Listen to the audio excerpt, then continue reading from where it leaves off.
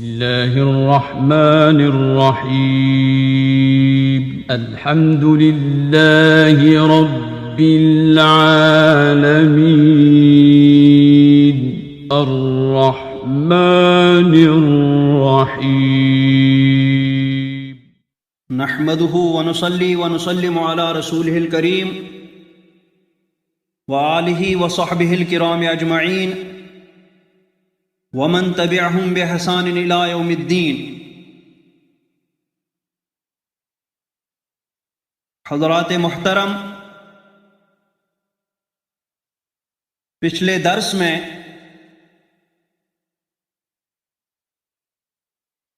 ہم نے سورہ فاتحہ کے نازل ہونے کی جگہ،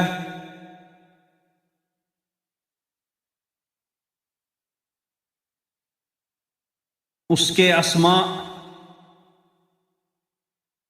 اور اس کے فضائل کے بارے میں سنا۔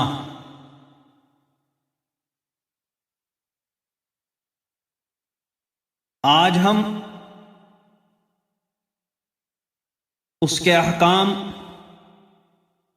اور اس کے مضامین پہلے اجمالاً اور پھر تفصیلاً بیان کر کے آگے بڑھیں گے۔ سورہ فاتحہ کا پڑھنا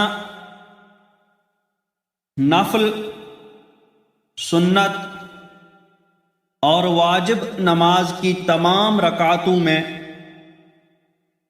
واجب ہے، اور فرض نماز کی پہلی 2 رکعتوں میں اس کا پڑھنا واجب، اور تیسری اور چوتھی رکعت میں اس کا پڑھنا افضل ہے۔ دلائل وہی احادیث کریمہ ہیں جو پیچھے گزر چکی۔ یہاں ایک بات یہ بھی عرض کر دوں کہ امام اعظم رضی اللہ تبارک و تعالی عنہ نے بقول امام عبد الوہاب شعرانی رضی اللہ تعالی عنہ اللہ اور رسول جل جلالہ و صلی اللہ تعالی علیہ وسلم کی بارگاہ میں ادب کا مظاہرہ فرماتے ہوئے اللہ تبارک و تعالی کے کلام پاک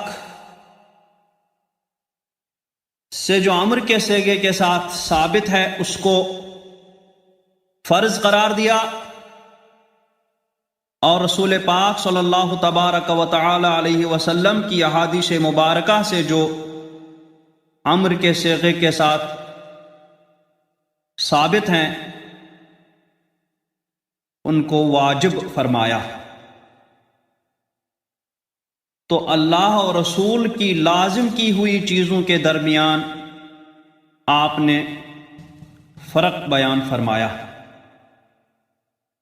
پھر سورہ فاتحہ میں مندرجہ ذیل باتوں کا بیان ہے۔ اس میں اللہ تبارک و تعالی کی حمد و ثنا ہے، اور اس کے اسماء حسنی اور صفات مبارکہ میں سے ربوبیت، رحمت اور مالکیت کا ذکر ہے، اور پھر بندوں کی زبان سے اس بات کا اعتراف ہے کہ ہم اللہ تعالیٰ ہی کی عبادت کرتے ہیں اور اسی سے مدد مانگتے ہیں، اور صراط مستقیم یعنی انعام والوں کے راستے کی طلب اور دعا ہے، اور ان لوگوں کے راستے سے حفاظت کی دعا ہے جن پر غضب نازل ہوا اور جو بہک گئے۔ علاوہ ازیں سورہ فاتحہ کے متعلق ایک بات یہ بھی ہے کہ یہ بندوں کی زبانی کہی گئی۔ علماء کرام نے فرمایا کہ اس میں ایاک نعبد و ایاک نستعین وغیرہ عبارتوں کا ذکر ہے، جو کسی طرح اللہ تبارک و تعالی کے شائع نشان نہیں ہو سکتی۔ لہٰذا علماء کرام نے فرمایا کہ اس سورہ فاتحہ سے پہلے لفظ قل یا قولو مقدر مانا جائے کہ میرے بندو کہو الحمدللہ رب العالمین الرحمن الرحیم، تو پھر ساری صورت مبارکہ وہ بندوں کی زبان سے ادا ہو جائے گی۔ اب سورہ فاتحہ کے تفصیلی احکام، اس کے مضامین کا تفصیلی بیان کرنے سے پہلے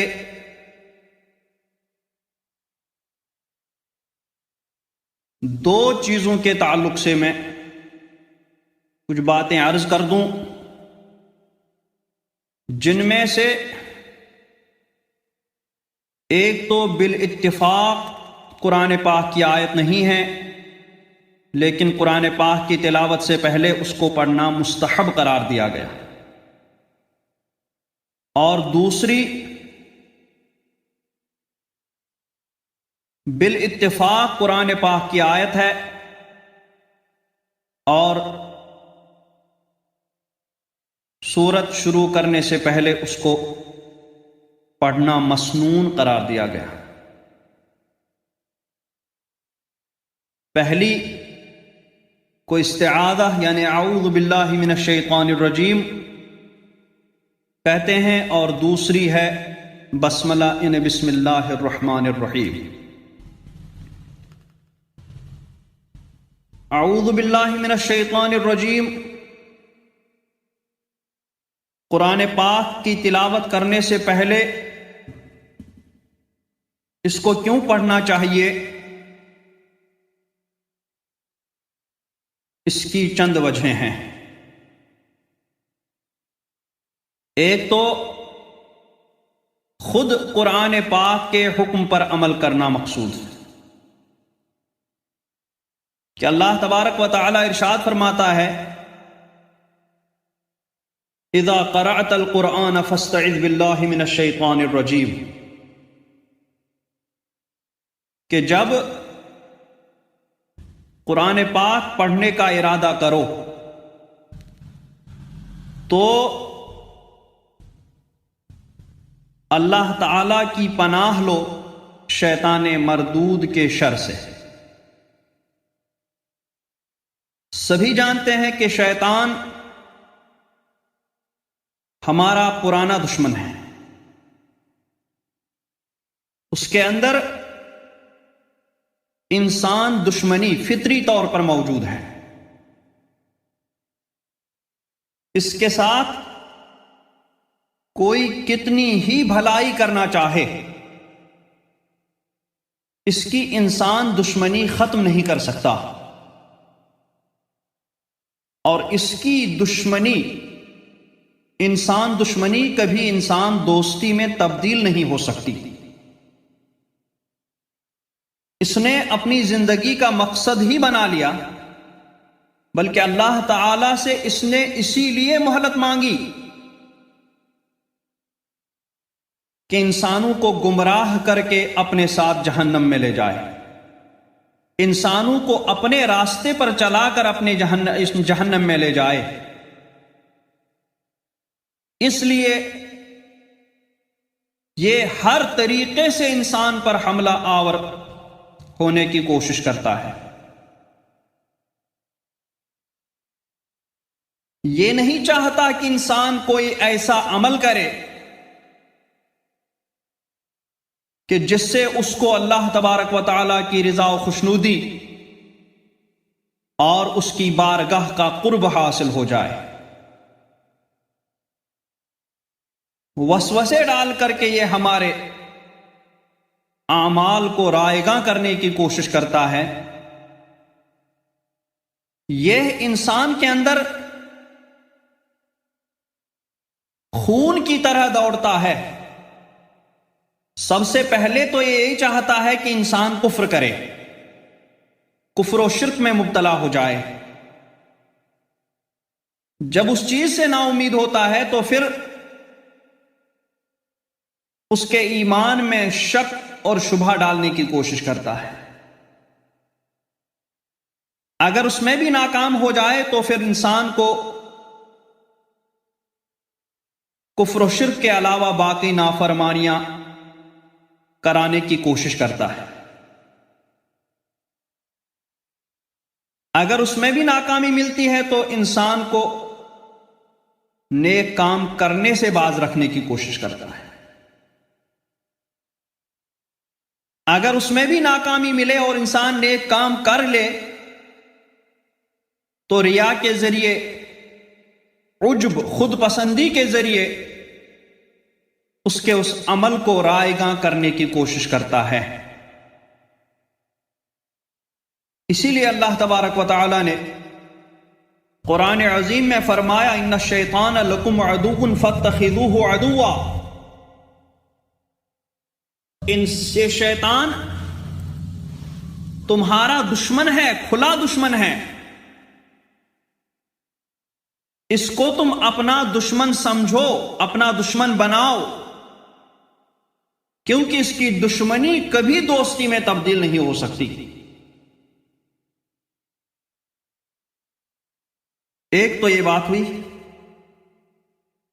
دوسری بات یہ ہے کہ یہ ایسا دشمن ہے کہ جو ہمیں دکھائی نہیں دیتا، جو ہمیں نظر نہیں آتا. اگر نظر آتا تو ہم اس سے بچنے کی تدبیر کرتے، بچنے کی کوشش کرتے. لیکن مشکل یہ ہے کہ یہ نظر ہی نہیں آتا. لہذا ہمارے پاس، انسان کے پاس اس سے بچنے کی بظاہر کوئی تدبیر نظر نہیں آتی.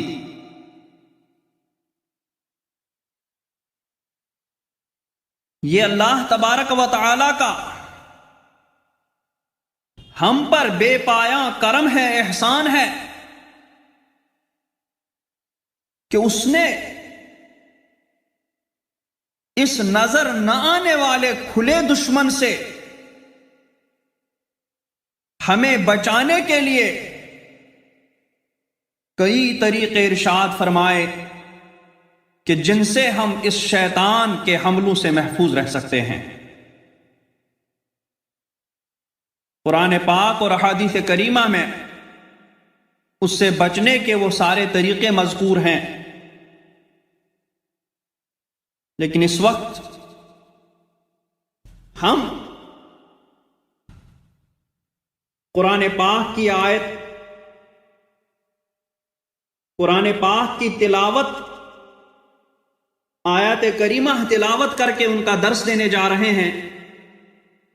اس لیے قرآن پاک کی تلاوت کے دوران شیطان کے حملوں سے، شیطان کے وسوسوں سے نجات حاصل کرنے کے لیے اور ان سے بچنے کے لیے قرآن پاک نے جو خاص طور سے طریقہ ارشاد فرمایا، ہم اسی کا ذکر کریں گے. قرآن پاک نے فرمایا اذا قرأت القرآن فاستعذ باللہ من الشیطان الرجیم، کہ جب قرآن کی قرأت کرنے کا ارادہ کرو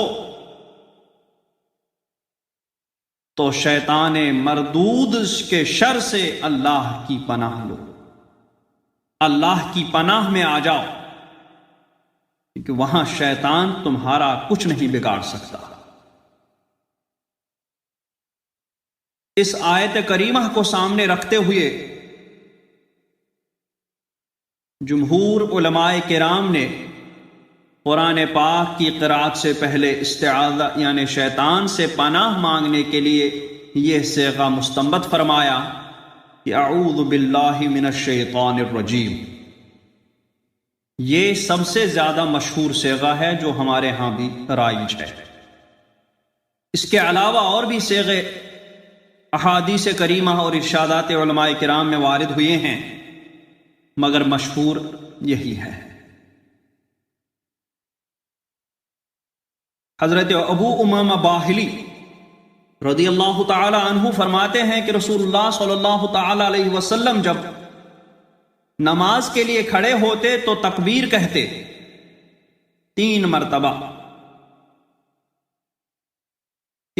اللہ اکبر پڑھتے، پھر 3 مرتبہ لا الہ الا اللہ پڑھتے، پھر 3 مرتبہ سبحان اللہ و بحمدہ پڑھتے، اور پھر اعوذ باللہ من الشیطان الرجیم من ہمزہ ونفخہ ونفثہ، ان کو ادا کرتے ہیں کہ میں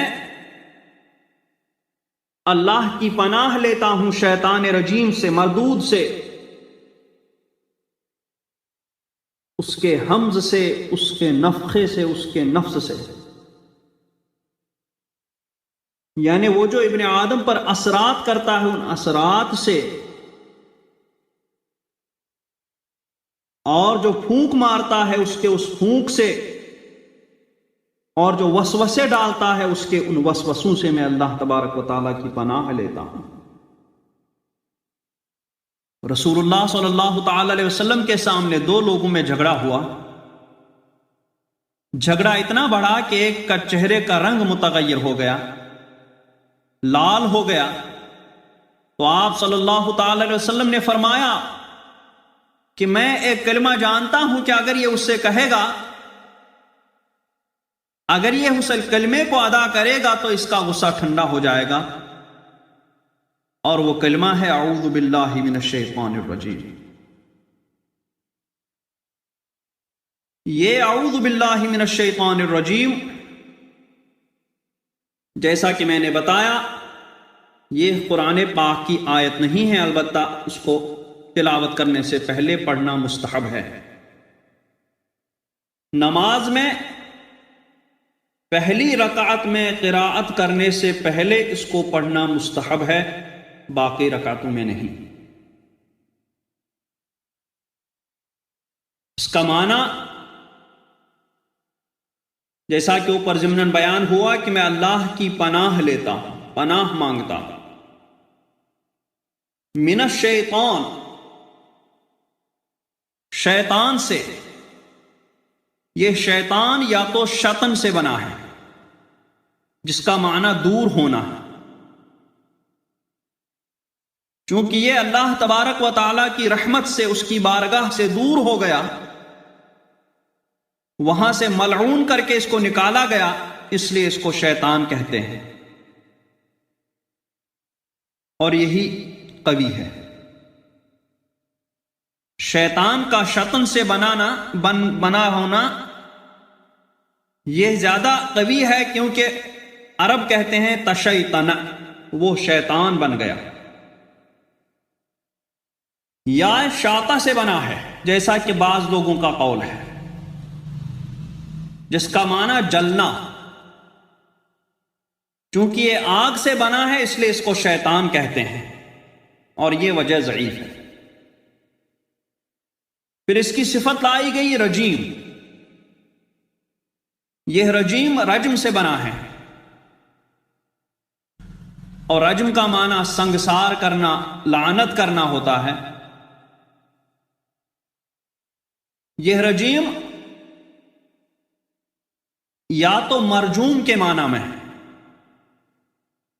جس کا معنی دھتکارا ہوا، لعنت کیا ہوا، چونکہ یہ بارگاہ رب العزت سے ملعون کر کے نکالا گیا، اس لیے اس کو رجیم کہتے ہیں۔ یا راجم کے معنی میں ہے، کیونکہ یہ انسانوں کے دلوں میں وسوسے ڈالتا ہے، اس لیے اس کو رجیم بمعنی راجم کہتے ہیں، لیکن پہلا زیادہ ظاہر ہے، یعنی رجیم کا مرجوم کے معنی میں ہونا۔ بندہ جب تلاوت کرنے سے پہلے اعوذ باللہ من الشیطان الرجیم پڑھتا ہے تو یہ پڑھ کر وہ اپنے عاجز ہونے کا، اپنے کمزور ہونے کا اعتراف کرتا ہے کہ پروردگار میں کمزور ہوں، میں عاجز ہوں، اس شیطان سے بچنے کے لیے، لہذا تو مجھے اس کے وسوسوں سے، اس کے حملوں سے بچا۔ اور اس میں بندہ اللہ تبارک و تعالی کے قادر ہونے کا اعتراف کرتا ہے، قہار ہونے کا اعتراف کرتا ہے،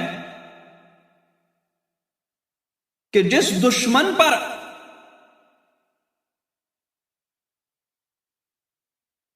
انسان قابو نہ پا سکا، اپنی تمام تر طاقتوں اور اپنے تمام تر اسباب کے باوجود بڑے سے بڑے دشمن پر قابو پانے کے باوجود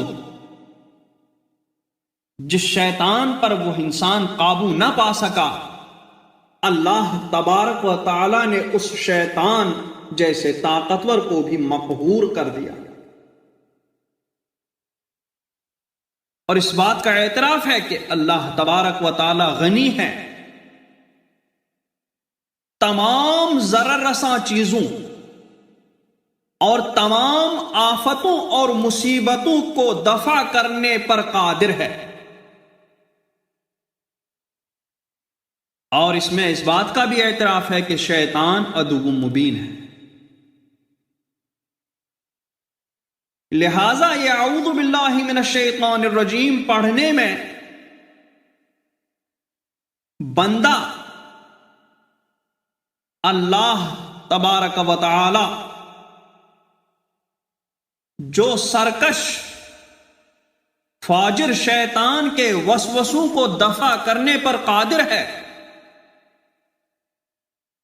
جس شیطان کے وسوسوں کو دفع کرنے پر صرف اللہ رب العزت قادر ہے، تو اعوذ باللہ من الشیطان الرجیم پڑھ کر کے بندہ اسی اللہ تبارک و تعالی، اسی رب العزت کی بارگاہ کی پناہ مانگتا ہے کہ مجھے اپنی بارگاہ میں پناہ دے دے تاکہ میں شیطان کے اس حملے سے محفوظ رہ سکوں۔ اللہ تبارک و تعالی ہمیں اس شیطان مردود کے شر سے بچائے اور ہمیں اپنی پناہ دے اور ہمیں اپنا قرب اور اپنی رضامندی عطا فرمائے اور ہمیں شیطان کے وسوسوں سے دور نیک کام، نیک اعمال کرنے کی توفیق رفیق عطا فرمائے۔ اقول قولی ھذا واستغفر اللہ لی ولکم ولسائر المؤمنین والمؤمنات والمسلمین والمسلمات الاحیاء منہم والاموات برحمتک یا ارحم الراحمین۔